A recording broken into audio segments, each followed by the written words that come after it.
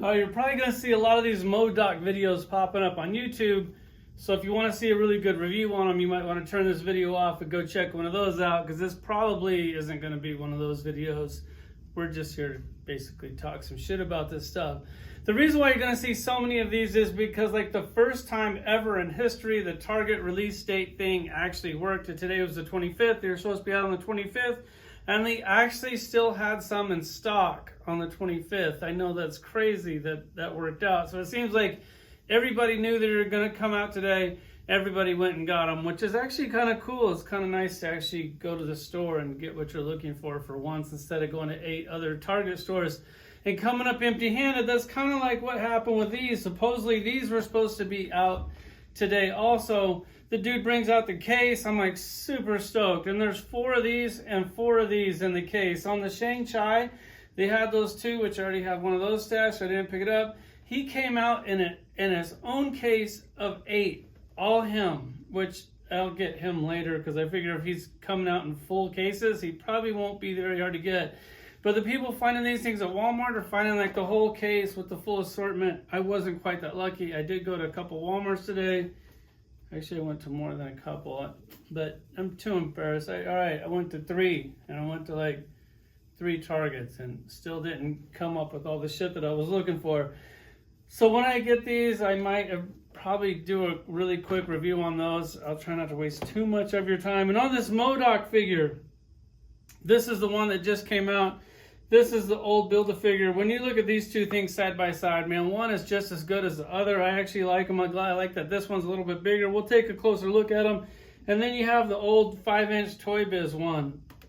And I had 2 of these because this was back when they would do like the repainted case. So if you got like the whole thing, you could build this. And then if you got all the repaints, you could almost build another one. I think the only extra figure I had to get was a Beta Ray Bill. So I went ahead and bought an extra Beta Ray Bill for I could build 2 of these. I already took one apart. So if you're that lucky guy that goes to Target and you see one of these, you better make sure that that tape is brand new. Because if you see 2 layers of tape on your box, you might be getting that. You might be that lucky shopper that gets the old one instead of the new one. I'm not saying I'm going to return it. I'm just saying you might get really lucky. And when you're sitting here thinking like, okay, who decides these character selections?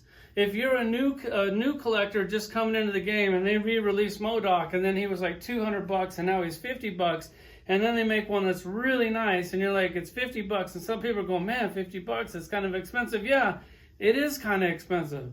This shit is expensive. That's why you shouldn't be doing it unless you like have a house and a car and all this other shit. Because if you're buying toys like this for $50 each and you haven't already got your shit together, it's going to be hard to get your shit together when you're wasting your money on stupid shit like this.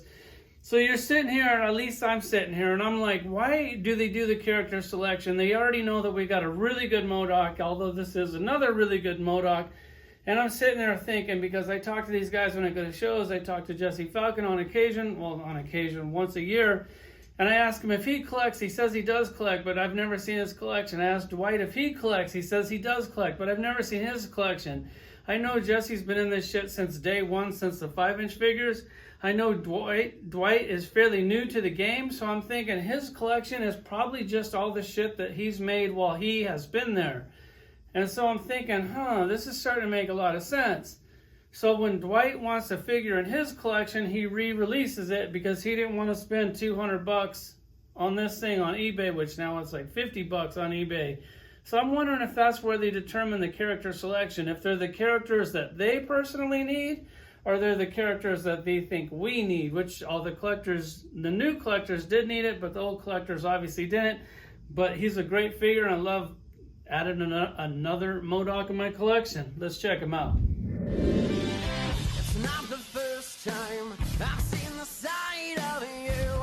I'm through, and now you're walking on such a thin line, and I'm about to lose my nerve when all of this has cost me so much.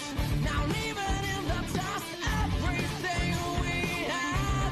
You threw it away, and I have wasted too much love. All right, so here's my MODOKs all lined up. And before we even get this video started, I was scrolling through YouTube, not to like steal people's lines and stuff, but just to kind of see how many MODOK reviews are already up to see if I should even waste my time.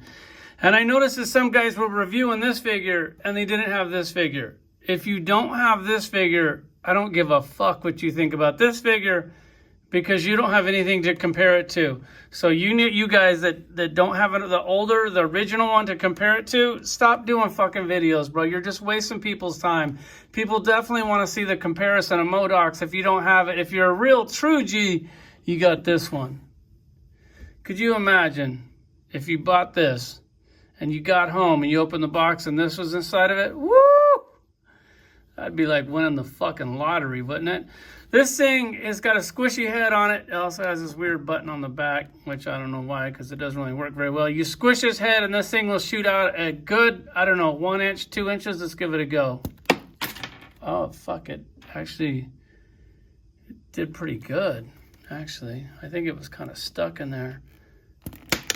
Yeah, well, it goes about 5 inches. Now it's on the ground. Hold on.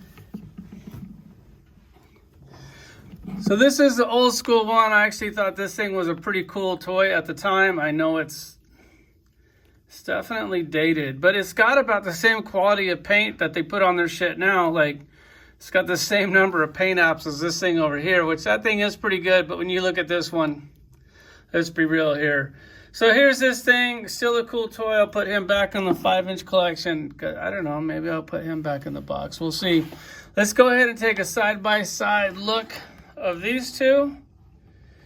This thing, I'm gonna admit, I definitely like this better. If I was only gonna have one MODOK in my collection, it would definitely be this one with the cheap gold swirl plastic versus this one with the nicely painted with the shadows and the highlight. And look at the paint on this thing. Look at the paint on this thing. Like, that line's painted, but it's basically the same color as that, so I don't even know why they bothered. They also painted these lines, which is like the same color, so I don't know why they bothered with that. This one's painted. You can actually see that it's 2 different colors of paint. I like how they did that aging look to it. Like I guess there's like a little marbling on their old shit too, so apparently they've always used cheap plastic. Man, the marbling on this thing is just really bad. Definitely like the size of this. The blast effect, I kind of like them both about the same. I actually like both the toys about the same. I kind of like how this thing steps up. It just gives it a little bit more height. Both really cool action figures. This one, they actually took the time, painted those buttons down there.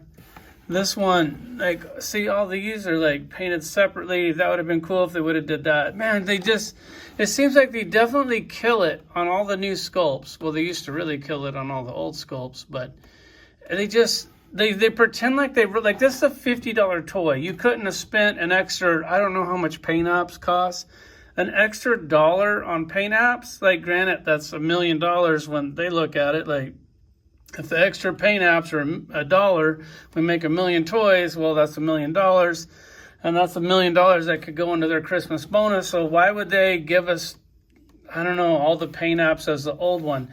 So when they're sitting here and like Dwight's sitting here going, God, I really need a MODOK, and I don't want to have to go on eBay because I don't think he was collected back in this day, and he's this day.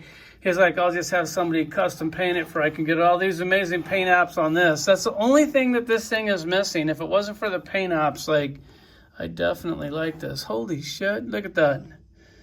Pinless articulation. Yes, I'm still taking full credit for that because that one conversation basically ruined me and Dwight's relationship forever because I busted his balls so hard about pinless articulation.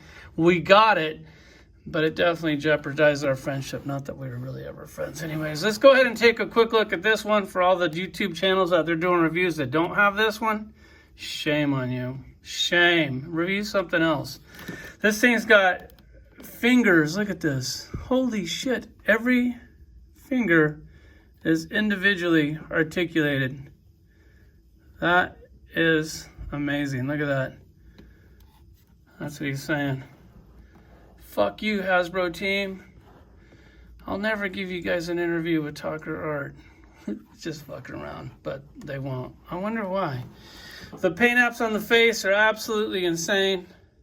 I am going to display both of these.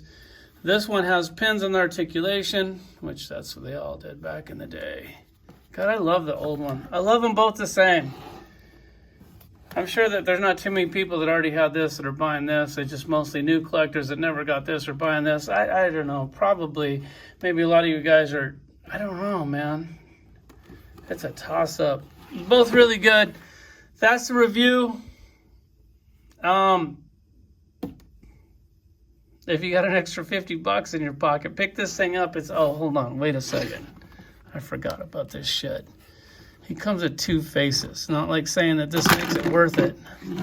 So when you put the face in here, you got to put that, it like locks in there like that. Like you feel that groove in there, and then you clip it on there. Don't try to put this thing in that. It won't work. You got to put that thing right there. And you can put this thing back on. It's like the most important part of the video. Take this faceplate off. It doesn't click in there or anything. It just kind of slides in there, and it doesn't slide in that good. It might shake out. One fits tighter than the other. And then you have the angry face. And then you see that, and you're like, God, do I need two of these? You don't. You absolutely don't. But you kind of think, like, would be cool. Maybe if it went on clearance. But this thing's not going to go on clearance. I don't think you're ever going to see this thing sitting on the shelf. Thanks for watching.